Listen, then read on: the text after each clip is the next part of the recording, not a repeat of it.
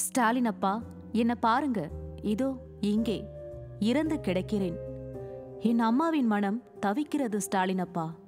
என்னை தவிர அவருக்கு ஆறுதல் தர யார் இருக்கிறார்? அம்மாவின் முகம் பார்த்து அழகாய் சிரித்தேன், மகிழ்ந்தேன். திடீரென வாந்தி, சிறுநீர் கழிக்க முடியாமல் போனது.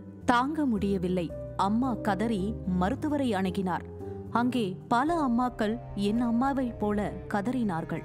இருமலுக்கு குடித்த மருந்தால் சிறுநீரகம் பாதிக்கப்பட்டது. என்னால் புரிந்து கொள்ள முடியவில்லை. வலி கொடுமையாக இருந்தது. மற்ற குழந்தைகளும் இதே வழியில் துடித்தார்கள் ஸ்டாலின் அப்பா.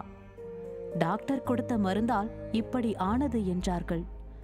உங்க மாநிலத்தில் தயாரித்த மருந்து தான் எங்கள் உயிரை பறித்தது ஸ்டாலின் அப்பா. சின்ன குழந்தைகளாச்சே, மருந்தை பரிசோதிக்க வேண்டாமா ஸ்டாலின் அப்பா?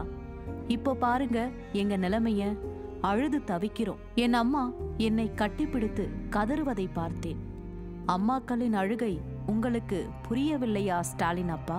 தயவு செய்து மருந்துகளை சரிபாருங்கள். இனி யாரும் அவதிப்படக்கூடாது. அழாதீங்க அம்மா, உங்கள் வேதனை என்னை உருக்குகிறது.